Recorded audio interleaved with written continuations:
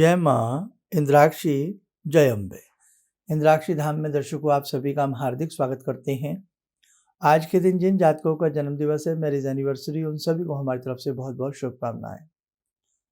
साधकों, आज हम बताने वाले हैं दीक्षा मंत्र का महत्व और थोड़ा बहुत प्रकाश भी डालेंगे कि दीक्षा के मंत्र को आप कैसे किया करें। इंद्राक्षी धाम से जुड़े जितने भी साधक हैं, आज का ये कार्यक्रम आपके लिए बड़ा ही खास हो सकता है। छोटा सा कार्यक्रम पेश करेंगे। आइए पहले आज का हम पंचांग देखें।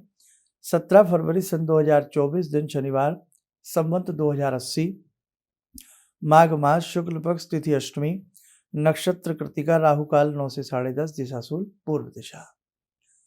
देखो बेटा, गुरु मंत्र को दीक्षा मंत्र कहा जाता है। संसार के समस्त मंत्र एक तरफ और गुरु प्रदत्त मंत्र यानी कि गुरु के द्वारा प्रदान किया गया मंत्र एक तरफ। जब भी आप किसी भी दीक्षा मंत्र को जपें, गुरु मंत्र को जपें, उसके प्रति बहुत भाव और श्रद्धा आपके अंदर होने चाहिए, तो आपका वो दीक्षा मंत्र आपको निश्चित रूप से आपको लाभ उसका मिलेगा ही मिलेगा।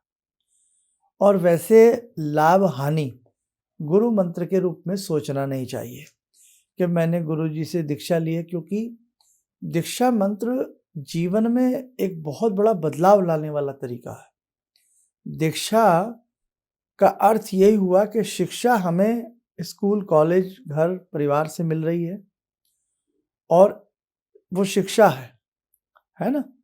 और ये दीक्षा है। दीक्षा गुरु जब देता है, शिक्षा हमें जीवन में भौतिक संपदाएं दिलाती है। शिक्षा हमें एक अच्छा व्यक्ति बनाती है।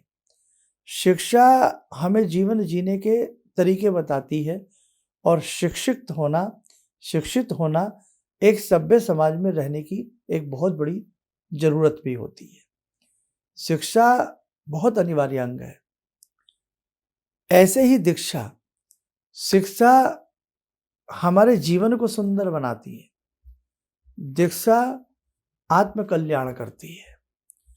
आत्मा को परमात्मा से मिलाने का कार्य दीक्षा करती है।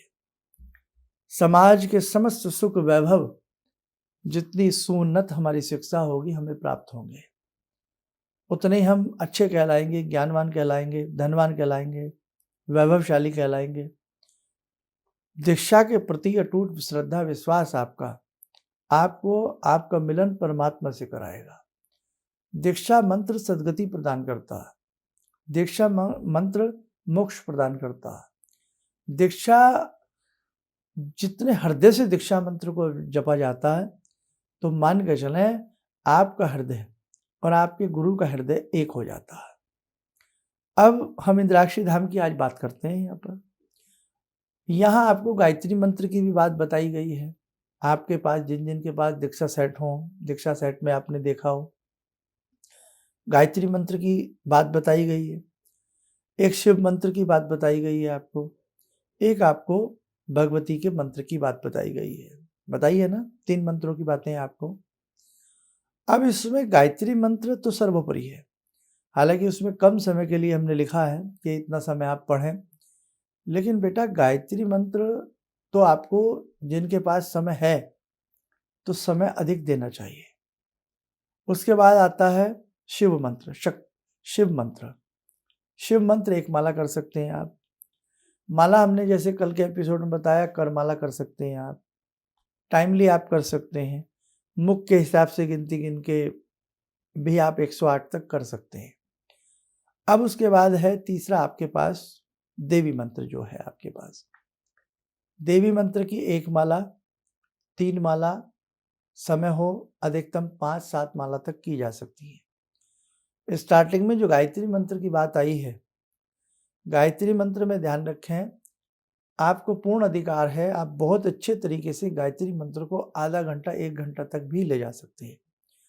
संसार में यदि आपको लगता है कि दुखों का विनाश नहीं हो पा रहा है, आप पीड़ित हैं, आप परेशान हैं, इस संसार में आपको लगता है कि आप अकेले हैं, आपका कोई साथ नहीं दे रहा है, आपके कार्य बिगड़ रहे हैं, तो आपको गायत्री मंत्र को बढ़ा देना चाहिए।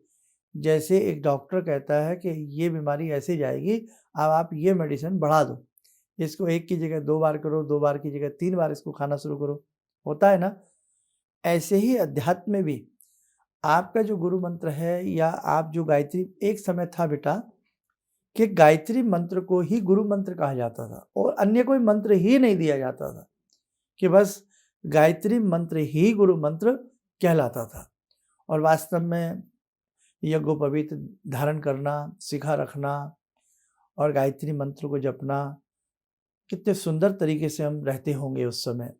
क्या छठा क्या बेला बिखरती होगी।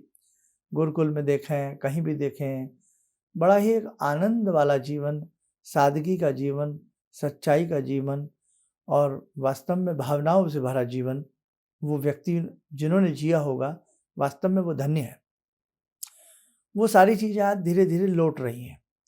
आज व्यक्ति प्रकृति की ओर लौट रहा है, आज व्यक्ति सत्संग की तरफ लौट रहा है, आज व्यक्ति गुरु दीक्षा की तरफ लौट रहा है, आज व्यक्ति शांति ढूंढ रहा है। आप मानो न मानो, कहीं ना कहीं मन अशांत है। हर व्यक्ति के मन में है कि बस मुझे शांति मिल जाए। कोई शांति पाने के लिए पहाड़ों में जा रहा है, कोई पानी की यात्रा कर रहा है, कोई हवाई यात्रा कर रहा है, तो कोई कहीं किसी जजीरे पर जाकर के रुक रहा है। कहीं ना कहीं शांति की तलाश आज सबको है। और आज वास्तव में भागती दौड़ती ज़िंदगी बहुत बड़ी है, समय का अभाव है, पैसा सभी कमा रहे हैं अपने अपने हिसाब से, लेकिन शांति का अभाव भी बहुत बड़ा है। इसीलिए गायत्री महामंत्र आज से नहीं, पहले से ही आप अगर इसे बाय हार्ट अच्छे से पढ़ें तो आपको महसूस होने लगेगा विद इन 1 वीक आपको एक अद्भुत शांति का आभास अपने चारों ओर बिखरा हुआ नजर आने लगेगा। गायत्री मंत्र सबसे पहले आपको शांति प्रदान करता है, आपको बुद्धि प्रदान करता है और बुद्धि और शांति के साथ साथ आपके मनोमस्तिष्क की जड़ों को मजबूत बनाता है। और जैसे जैसे साधक इसको एक लंबे समय से करते चला जाता है, जन्मों जन्मांतरों की जो मैली चादर हमने ओढ़ी होती है उसको साफ कर देता है, उसको वॉश कर देता है। इसलिए बेटे, आपको जो दीक्षा में दिया गया गायत्री मंत्र पर जोर जरूर रखना और बाकी दोनों मंत्र। अब इसके बाद हमने आपको जैसे भैरव जी के नाम बताए हैं, सिद्ध कुंजी का हमने आपको दिया है, भगवती की स्तुति आपको बताई है। तो ये स्तुतियाँ जब कर लिया करें जब कभी आपके पास समय है। जॉब करते हैं, संडे का दिन है आपके पास तो संडे कर लो, सुबह नहीं शाम को कर लो, है ना? या कभी आपकी कोई ऐसी वीकेंड या कुछ ऐसा होता है उसमें भी आप कर सकते हो। जो व्यक्ति व्यापारी वर्ग के हैं, जल्दी दुकान पे जाना होता है, जल्दी काम करना होता है, तो उस हिसाब से भी जैसा समय मिले आप अपनी दुकान पर भी वो स्तुतियाँ बैठ करके उद्योग स्थल पर भी कर सकते हो। बाकी जो मंत्र साधना है, मंत्र साधना जितना आपको जैसा समय मिले वैसे आप लोग करते रहिएगा। स्तुतियाँ आपसे रोज भी नहीं होती तो वीकली कर लो, वीकली नहीं होती तो आफ्टर फोर्टनाइट 15 दिन के बाद कर लो, जब भी नहीं आपसे होता तो महीने में 1-2 बार स्तुतियाँ कर लेनी चाहिए। रोज समय है तो भले सारी स्तुति ना करो, केवल तीनों मंत्र साधना करके फिर केवल आप सिद्ध कुंजी का ही कर सकते हो, इतना ही आपके लिए एनफ है। उसके बाद देवी माँ की आरती कर लिया करो। बस इसमें इतना ध्यान रखें, गायत्री मंत्र जब भी करें तो गायत्री मंत्र सुबह के ही समय करें। अब दीक्षा मंत्र हम कई बार भटक जाते हैं। हम दीक्षा मंत्र को तो सोच लेते हैं बस ठीक है, गुरुजी आए, गुरुजी ने दीक्षा मंत्र दिया, गुरुजी ने मंत्र दे दिया। अब हमारा ध्यान अट्रैक्शन अन्य मंत्रों की तरफ कई बार ज़्यादा हो जाता है। अरे बड़ा मैंने सुना, कहीं पढ़ा इस मंत्र के बारे में, बड़ा ऐसा है वैसा है, बड़ा मतलब मिर्च मसाला लगी हुई बातें आपको कई बार लुभा देती हैं। आप क्या करते हैं, उस मंत्र की तरफ अट्रैक्ट हो जाते हैं, दीक्षा मंत्र को आप कम कर देते हैं। ऐसे ही कभी फिर आपको लगा जो मैं कर रहा हूँ पता नहीं गलत है सही है, ऐसी सी बातें आती हैं आपके मन में। मुझे महसूस होता है, मैं आपकी सांसों के साथ आपकी बातें सुनता हूँ कई बार, जब उस मूड में होता हूँ, उस क्षण में होता हूँ, तो आपके मन में अरे मैं कहीं गलत तो नहीं कर रहा, कर रही, कैसे करें, क्या करें। फिर और कोई गुरुजी सामने आ गए, हम आ गए, कोई भी आ गया, कुछ बात पता लगी, वहाँ से 10-20 अच्छी बातें सुन ली, फिर कुछ दिन वहाँ करने लग गए, फिर पता नहीं क्या हुआ कि उसी में मन ढलने लगा, फिर मन में दर्द सा उठा रहे, मैं तो दीक्षा मंत्र नहीं कर पा रहा, कर पा रही। तो देखो आप इस द्वंद्व में मत फंसो। दीक्षा मंत्र में भी ये जरूर आपको जानना चाहिए कि जो आपको दीक्षा मंत्र मिला है वो मंत्र वास्तव में है या नहीं। बड़ी बात कर रहा हूं मैं, मेरी बात को अन्यथा न लें। मैंने एक बार ऐसा भी मंत्र देखा जिस मंत्र में जिन्होंने वो दीक्षा दी थी उन्होंने अपने ही मंत्र को उसमें बीच में डाल करके मंत्र बनाया हुआ था। तो मुझे नहीं लगता इस प्रकार के मंत्र प्रभावी होते हों। मैं नहीं कह सकता इस बात को, पक्के से नहीं कह सकता, लेकिन मुझे इतना पता है कि मेरे गुरुजी ने अगर कोई मुझे मंत्र दिया तो रामायण जी से दिया, तो मुझे पता है रामायण जी का ये मंत्र है, मेरा कल्याण होगा। मेरे गुरुजी ने मुझे मंत्र कोई दुर्गा सप्तशती से दिया तो वो भी प्रमाणिक बात है कि दुर्गा सप्तशती से मुझे मंत्र मिला। मेरे गुरुजी ने कोई मंत्र मुझे वेद से दिया तो भी मुझे मालूम है कि वेद का मंत्र है, कल्याण होगा। कहीं से भी मुझे पुराण से भी कोई मंत्र मिला, लेकिन कोई मंत्र ऐसा जो पता नहीं है क्या वो, उसमें मतलब कुछ समझ से नहीं आ रहा ये मंत्र, कहाँ से ये मंत्र लिया गया है ना। तो कई बार इस प्रकार के मंत्र जो होते हैं, तो बेटा अपनी सूझबूझ से जब भी आप कोई दीक्षा में मंत्र ले रहे हैं तो इतना हमें पता होना चाहिए कि ये मंत्र वेद से है, ये मंत्र पुराण से है, ये मंत्र कहाँ से है। बाकी मैं यहाँ सनातन धर्म के बारे की बात कर रहा हूँ। बाकी जब भी हम कोई मंत्र लेते हैं तो उस मंत्र के प्रति हमारी दीक्षा और हमारे भाव, दीक्षा के समय मंत्र लेते समय भाव बड़े होने चाहिए, और जब जब हम उस मंत्र को पढ़ें तो हमारे भाव बहुत उच्च कोटि के होने चाहिए। अब जैसे आप कहीं से भी दीक्षित हैं, कहीं से भी दीक्षित हैं, कहीं से भी आपने कोई मंत्र लिया है तो उस मंत्र के प्रति आपके भाव अच्छे होने चाहिए। जिन गुरुजी से आपने मंत्र लिया है उन गुरुजी के प्रति आपके भाव अच्छे होने चाहिए। ये ना हो कि केवल मंत्र के प्रति भाव हैं, गुरु के प्रति भाव नहीं है, गुरु के प्रति भाव हैं, मंत्र के प्रति भाव नहीं है, दोनों ही बातें गलत हो जाएंगी। इसलिए गुरु के प्रति भाव भी उतना जरूरी है जितना मंत्र के प्रति भाव है।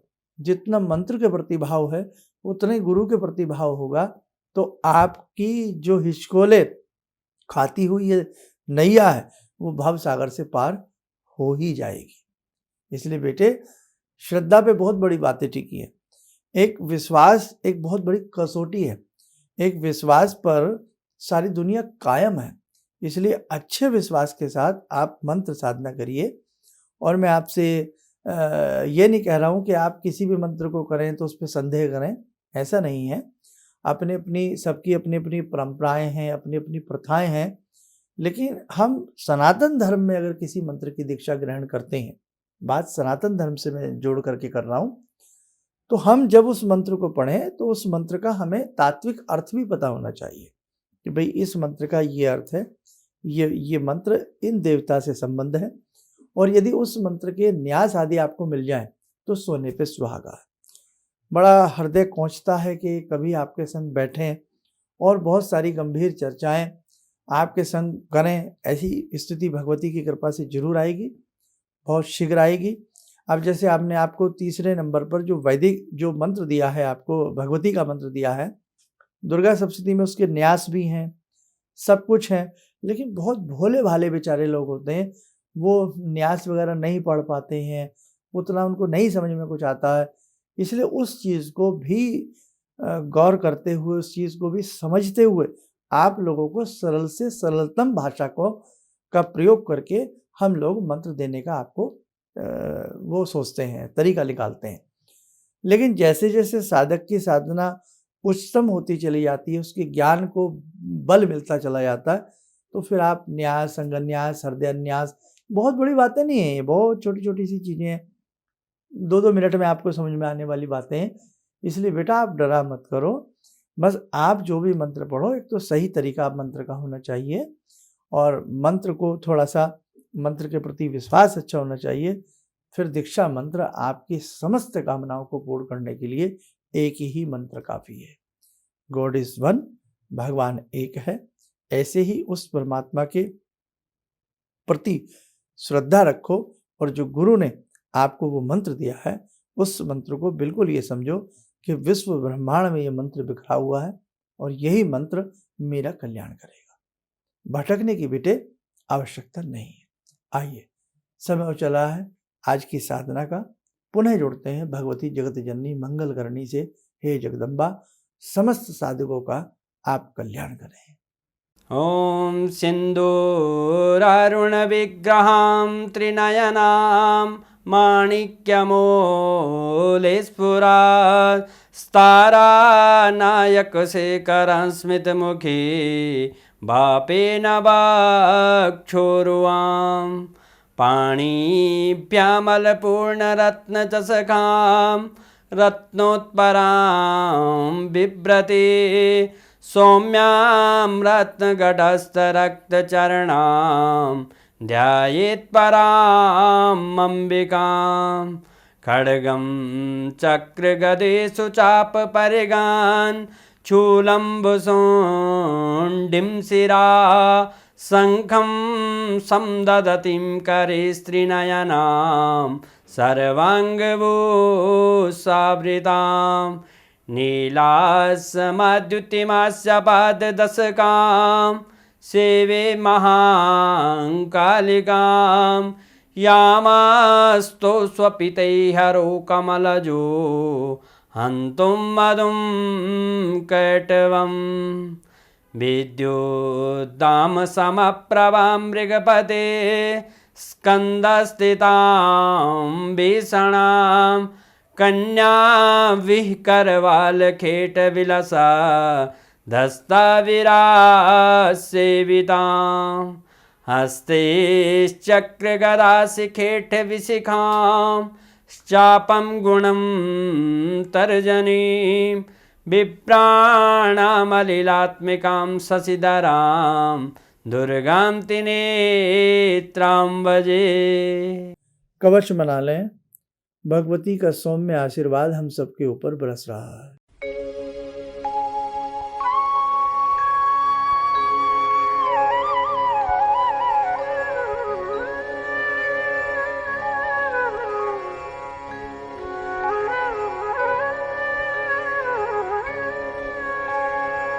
ओम बोलते हुए नेत्र खोलें, सामान्य हो जाए।